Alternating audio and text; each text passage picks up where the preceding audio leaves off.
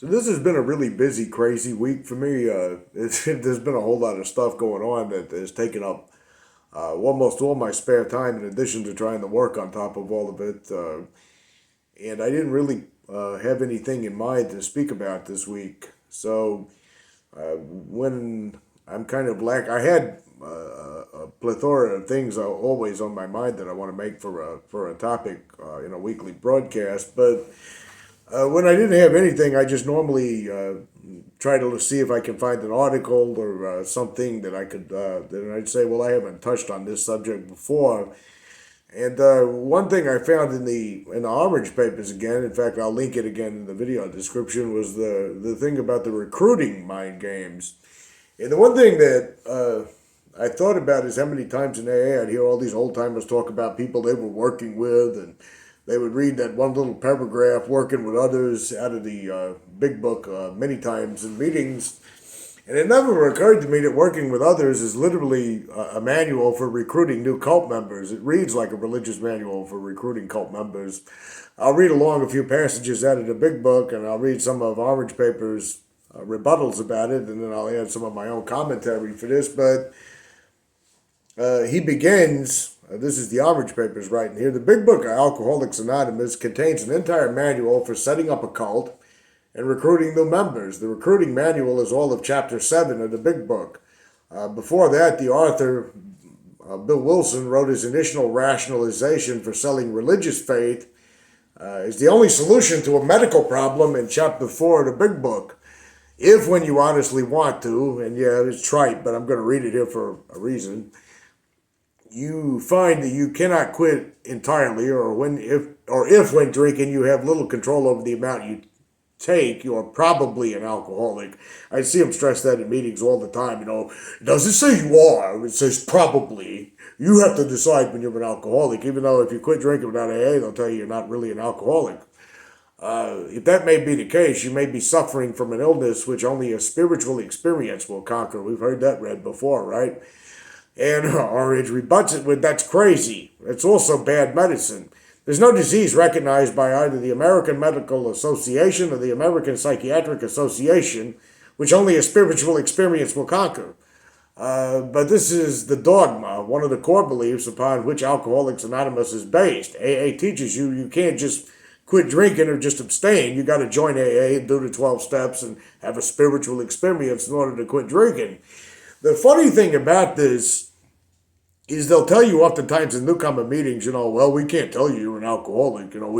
Only you can decide that. There's no other disease that I am aware of that you have to decide you have it, and that you have to decide to let a religious cult treat it. Like, for example, if the medical doctor I see has told me that I am pre-diabetic. Now, if you ask me on the street, how do you know you're pre-diabetic? Well, I could point out elevated blood sugar that I'm trying to lower through diet. I've been a little bit better at cutting out a lot of junk food this week, but so in about 8 days, I've only dropped to about less than a couple of pounds, so it's moving very slowly at my age and everything else, but I intend to get there one way or the other, because I get sick of, like I said before, looking at my big fat fucking face in these videos. But if you ask me, how do you know you're pre-diabetic? I could point out my blood sugar. I could point out my family history of diabetics in my family. I could point out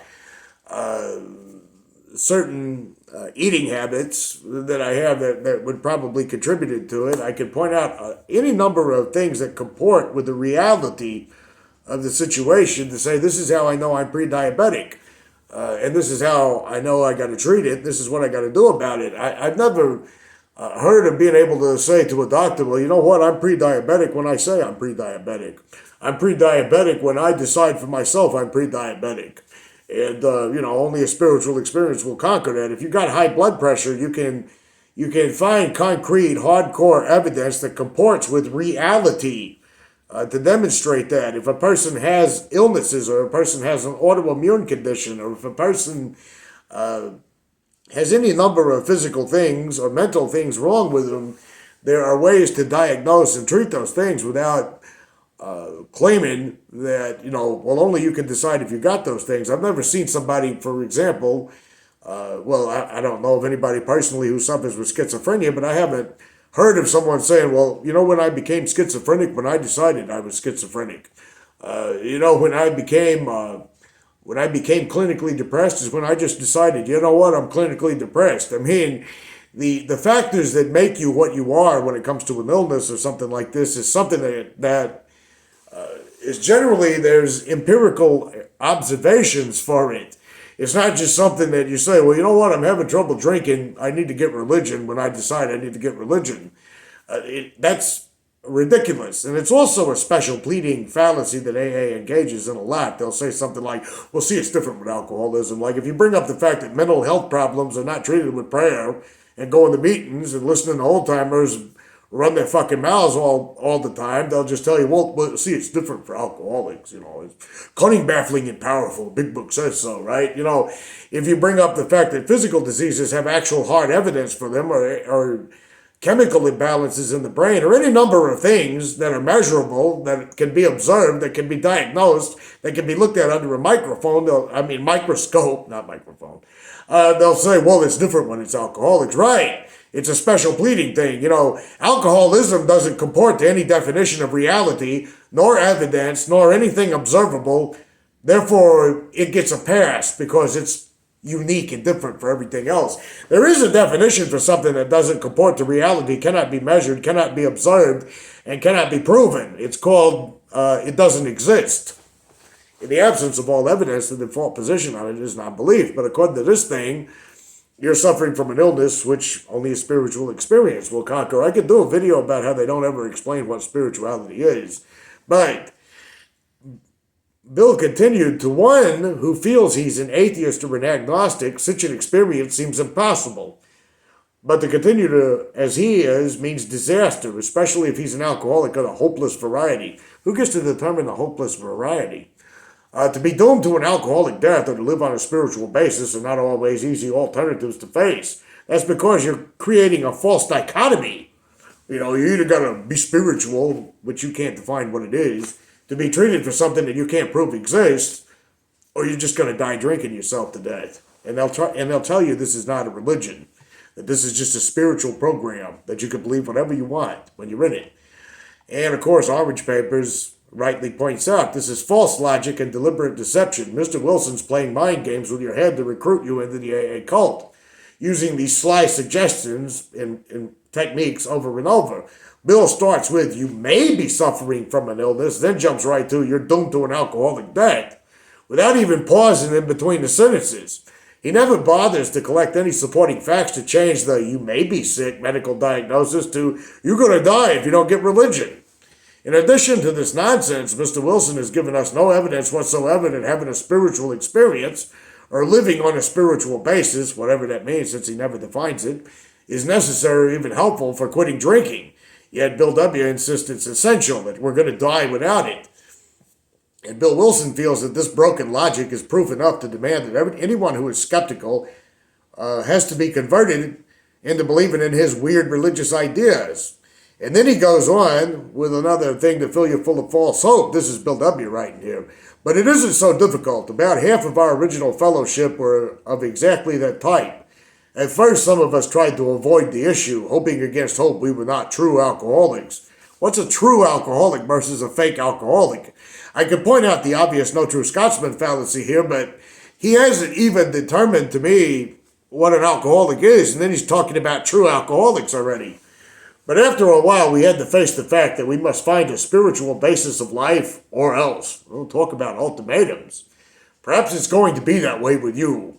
But cheer up. Something like half of us thought we were atheists or agnostics. You don't think you're an atheist, by the way, or an agnostic. You kind of are.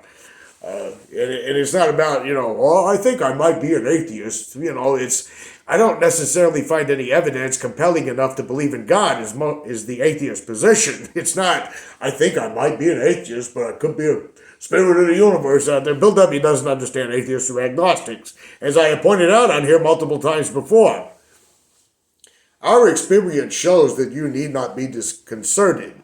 You need not be disconcerted, Orange Papers writes. Half the Alcoholics Anonymous members have already been forced into taking a religious conversion against their will. And they survived it and are doing just fine in the program, and so will you once you get religion. Lack of power, that was our dilemma. We had to find the power by which we could live, Bill W. writes. It had to be a power greater than ourselves. Obviously, but where and how are we to find this power? Well, that's exactly what this book is about. Its main object is to enable you to find a power greater than yourself, which will solve your problem.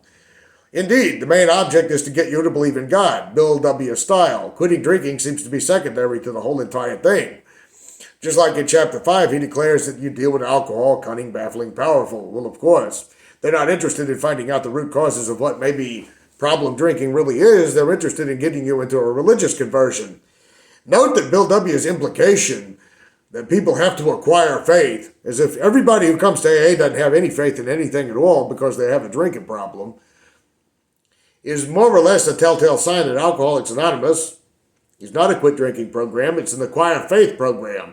And the faith that you must acquire is faith in Bill W. and his idiotic cult religion, is what he writes. All of Chapter 7 of the Big Book, Working with Others, is the recruiting manual. Chapter begins with practical experience shows that nothing will so much ensure immunity from drinking as intensive work with other alcoholics. It works when other activities fail. What other activities? Like, you don't get any other activities in AA except sitting in meetings all the time.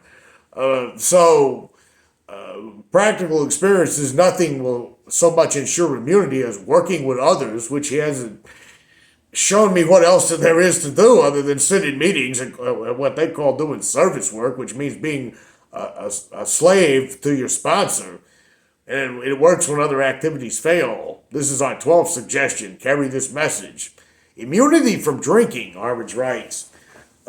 Immunity from drinking. Do we vaccinate people against problem drinking? Do we vaccinate people against drinking alcohol so they can obtain immunity? What other AA activities fail to help the alcoholics abstain from drinking alcohol?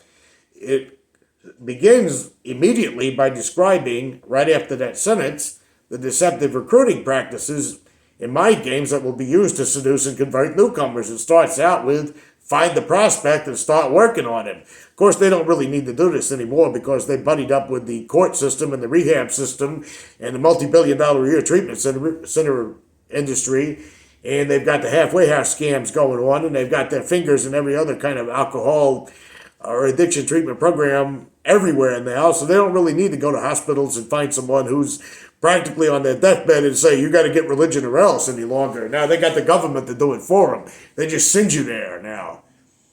It says, don't start out as an evangelist or a reformer when you find your new guy. Unfortunately, a lot of prejudice exists. You will be handicapped if you arouse it. Yep. People are generally prejudiced against insane, crazy cults and their stupid, fucked up missionaries, and don't like to be bothered by them, unfortunately. If you're laying in a hospital bed, you got a drinking problem, and somebody comes in and says, oh, I've got religion, but I'm not going to say a lot because I know you're prejudiced. So you're probably a fucking atheist and an agnostic and all those other things too. And it's painful for me to have to talk to you and convert you to the religion here, but I have to do it. Otherwise, I won't stay sober according to the program. And then it says, sometimes, Bill W. writes this, it's wise to wait until he goes on a binge. Yeah, you need him broken, that way he's more vulnerable. The family may object to this, but unless he's in dangerous physical condition, real helpful, it's better to risk it. Don't deal with him when he's very drunk unless he's ugly and the family needs your help. Well, they wouldn't do shit for you anyway. Wait for the end of the spree. In fact, they get off on that kind of thing. I did a video one time on these 12-step calls. They love that. They love showing up and seeing a family broken and in tears and the drunk all screwed up. They get to puff up and they get to talk to the family members and they get to say stuff like, oh, that was me a year or two ago when I was a hopeless drunk. That was me. I was worse than him. I had 8 DUIs pending and I had 19 felony charges and I was wanted in 14 states for murder and armed robbery. And I commit murder and armed robbery because I'm a sick alcoholic. It has nothing to do with that, by the way. But anyway, you get the idea. If he says yes, then his attention should be drawn to you as a person who has recovered. Oh, they love to do that. I just got through painting an example of it. You should be described to him as one of a fellowship who, as a part of their own recovery, try to help others and who will be glad to talk to them if they care to see you. Call on them while they're still jittery. They may be more receptive when depressed. This is a motherfucking setup. And even Orange Papers writes, what a setup. Call on the dude when he's sick, hungover, jittery, and depressed. He'll be in the weakest and most vulnerable condition then. and then start to play mind games on his head, get him to write a blank check, and that he must be willing to go to any extreme to stop being sick, just come to his senses, get a grip and quit drinking. That's not going to be enough. Then carefully do a little social engineering. Yeah, of course, when someone's laying down in a hospital bed and they're on Ativan or something because they've almost killed themselves in a drunken bender, and you come in there saying, are you willing to go to any length to do what it takes to quit drinking? They're probably going to say yes. See your man alone if possible. I'm going to interject into that from the big book where he says, see your man alone if possible. And say, yeah, Bill wants you to see him alone because if family members were around and he knew and they heard what kind of crazy fucked up cult religion you're selling, they might say, you know what? Maybe it was a mistake to call you over here. At first, engage in general conversation. Totally impossible with AA members. There's only one thing they like to talk about. Themselves and their exaggerated legendary stories. After a while, turn the talk to some phase of drinking. Well, they're not going to turn the talk to it because they're going to start out with that. They're going to start out with how many DUIs they got, how they lived on the streets, how they was in a van down there by the river, and how they was eating out of garbage cans, and and all the one-upmanship, and they're not going to let the new guy get a word in. Tell him enough about your drinking habits, symptoms, and experiences to encourage him to speak of himself. Well, they're not going to let him speak for himself. Practical experience in my time in AA, over 11 some odd years of it, shows that you're not going to get to say a word when they're giving you their holy sermons or whatever. But this is standard Buckmanism, and he's talking about the Oxford group, which was started by Frank Buckman, who was a nutcase. I've talked about him before in here. Just as the regular recruiting techniques used by any cult religion, the 5 C's, first the recruiter confesses things about himself to get the trust and confidence of the prospect. Then the prospect confesses something in return. Then the recruiter turns it around and uses it against him, amplifying it and exaggerating it as much as possible to get the prospect to feel terribly guilty and to convict himself, to find himself guilty of some sin or crime. Then the only way for the prospect to escape from the feelings of guilt is to surrender to the religious conversion. That's all Bill W. is doing here. He's just ripping off Frank Buckman's cult recruiting practices. Frank Buckman developed that procedure into an art form and called it soul surgery. That was his name for it. And then some of Buckman's followers taught the technique to Bill W. Now Bill W. is writing it in the big book and telling AA recruiters to do that. If the mood is right, Bill W. writes, tell him humorous stories of your escapades. Get him to tell some of his. And once again, here's the cult setup, getting his confidence, getting him to reveal his history and his secrets. When he sees you know all about the drinking game, Bill W., commence to describe yourself as an alcoholic. Well, we don't have to do that anymore. Like I said, they just send you to treatment now via the government. Hey, he's got quite a little cozy relationship going on with a lot of major corporations that run rehab centers and the government above all. So they don't really need to resort to these old tactics anymore.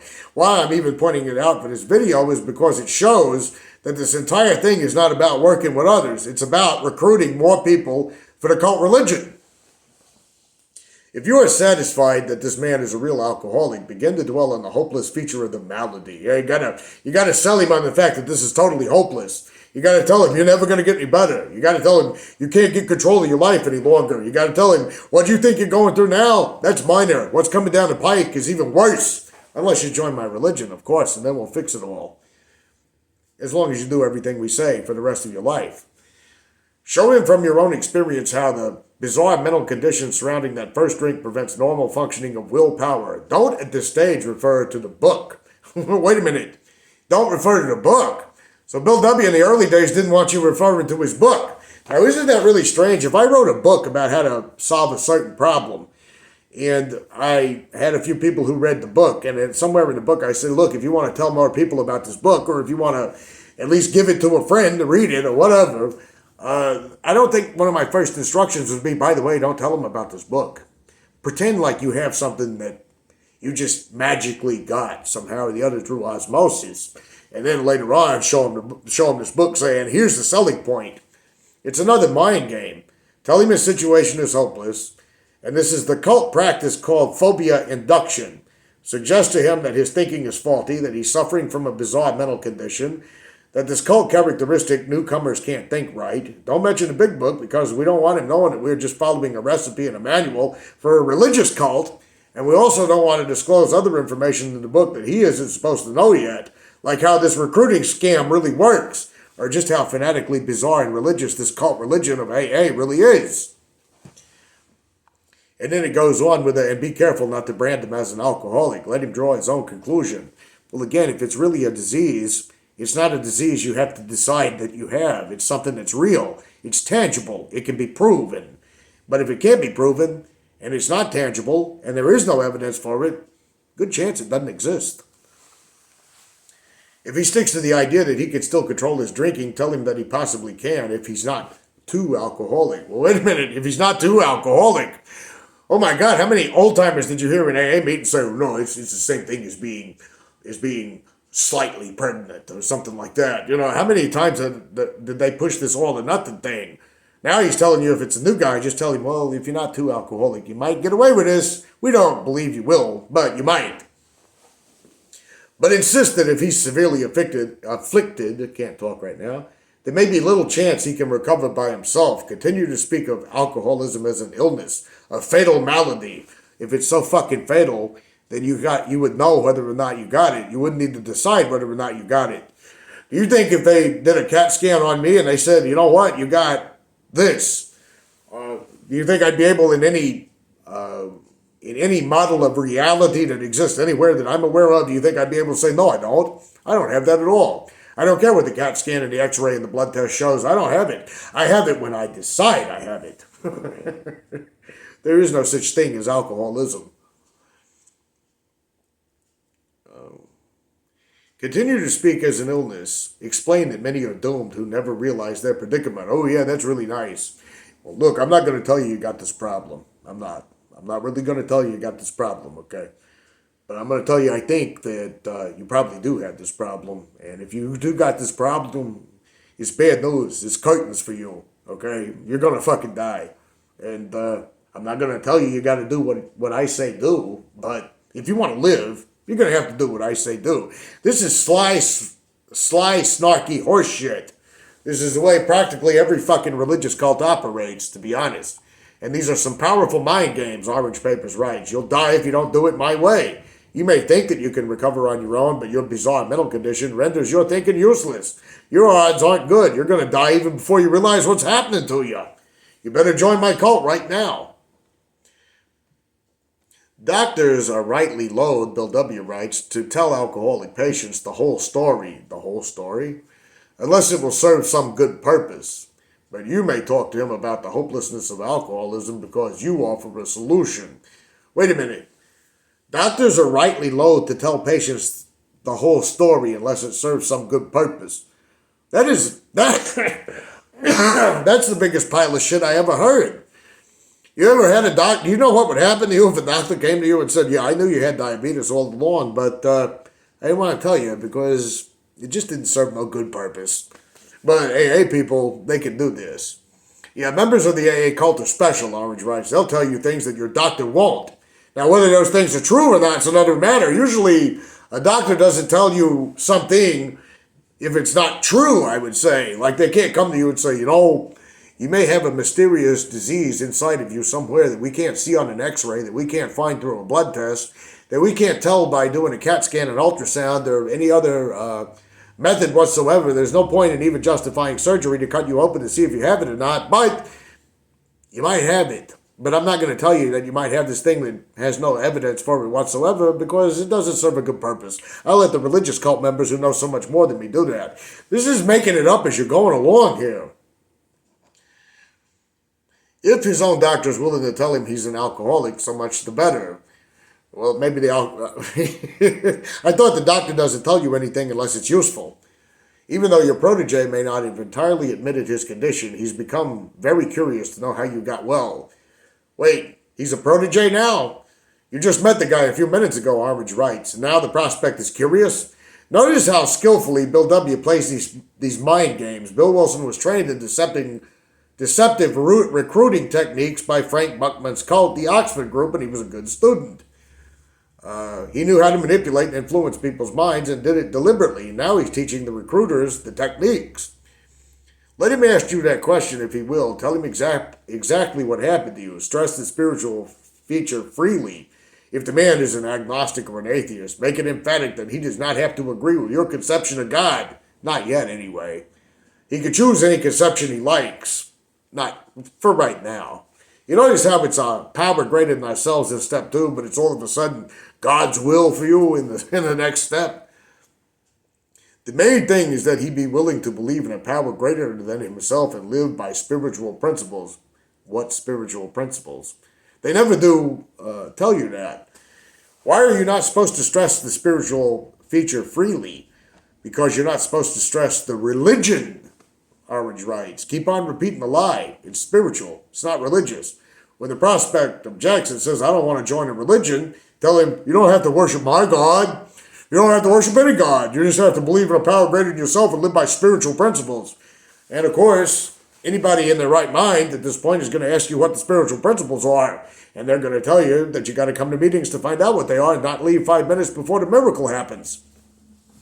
The funny thing is, make it emphatic that he does not have to agree with your conception of God is deceptive recruiting. The recruiters also tell the prospects you can believe in any God you want or none at all. You can have any higher power you want, but that isn't true. The whole goal of the AA program is to get people to believe in Bill W.'s version of God, and in many other things like faith healing in the 12 steps, exactly like Bill W. tells them to do.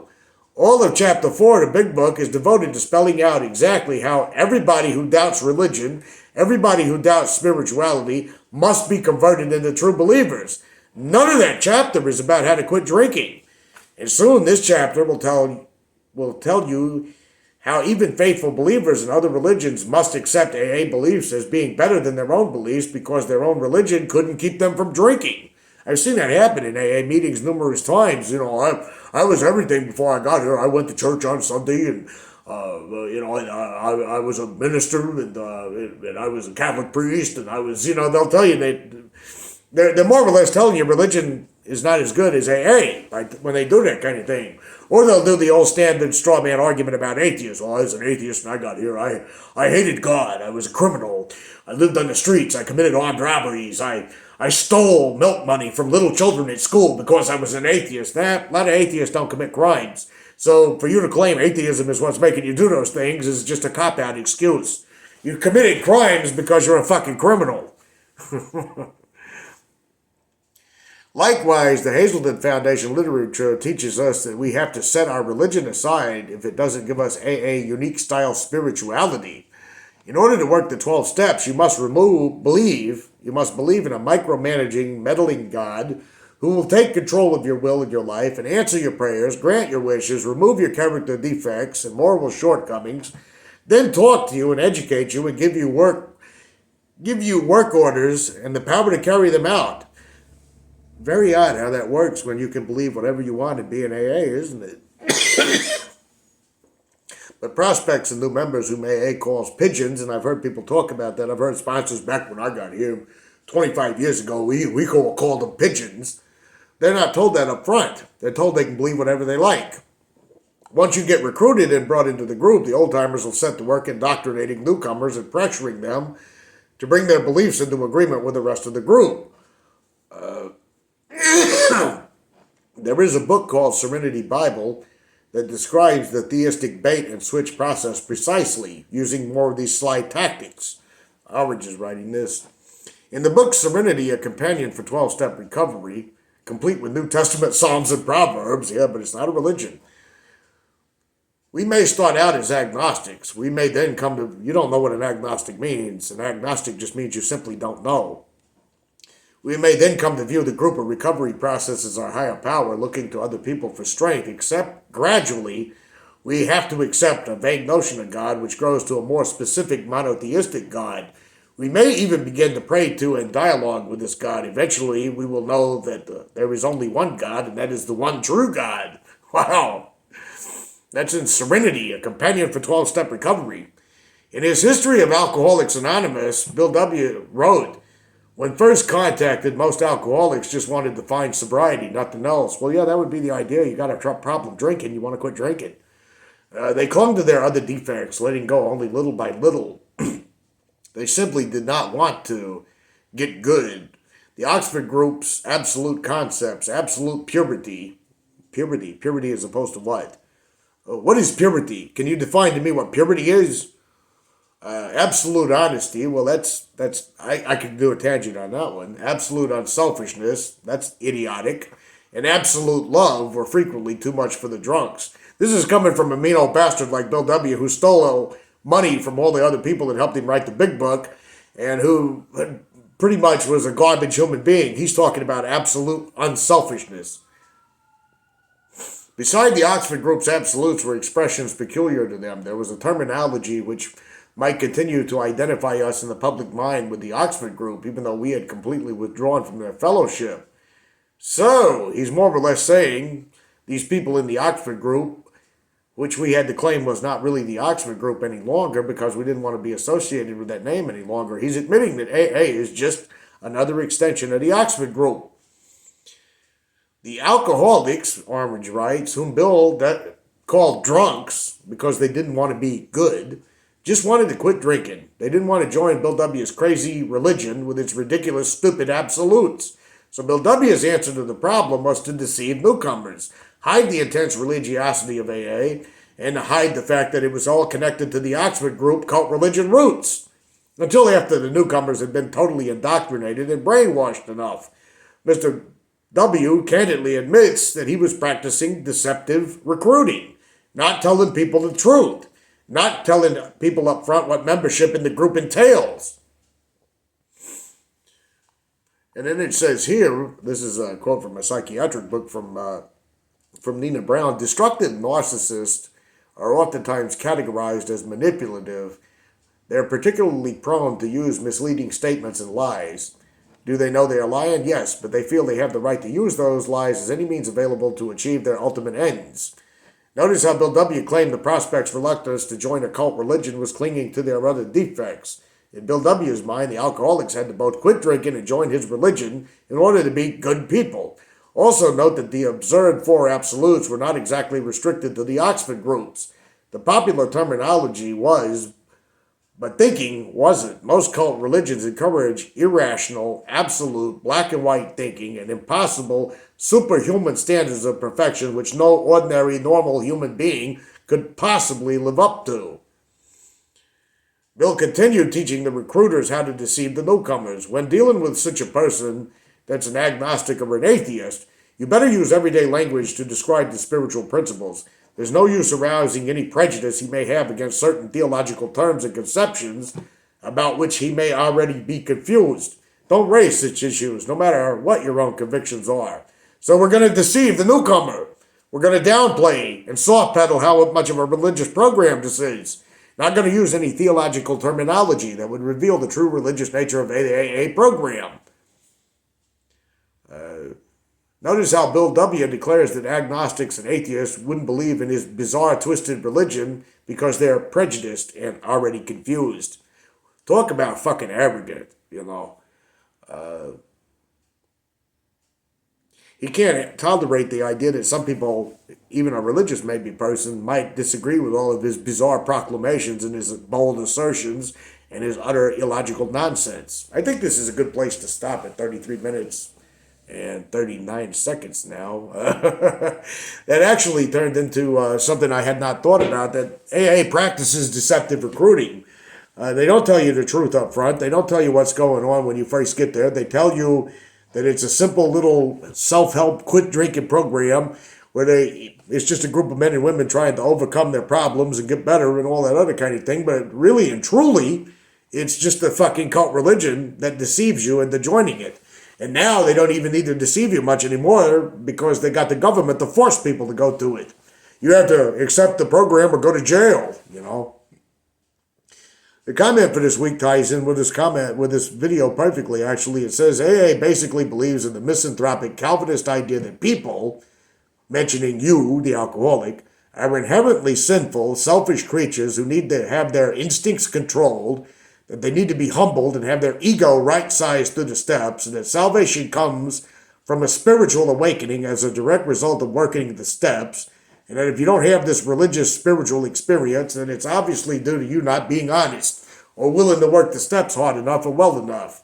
At so many meetings, I heard the slogan, the first 3 steps are I can't, he can, and I might as well let him. I've heard that one as well. As well as the narrative during people shares that went something like, I learned that when something went right in my life, that I have to give the credit to God in AA. And when something doesn't go my way, I have to take responsibility, look at my part in it, and make amends for my role or simply accept as being exactly what's supposed to be according to God's plan. This is fucking religious bullshit. AA's form of spirituality is basically a constant war on self, a constant subjugation of who you are as a person in the name of some weird, bizarre, hazy higher power, who incidentally you'll get to make up. Until next week.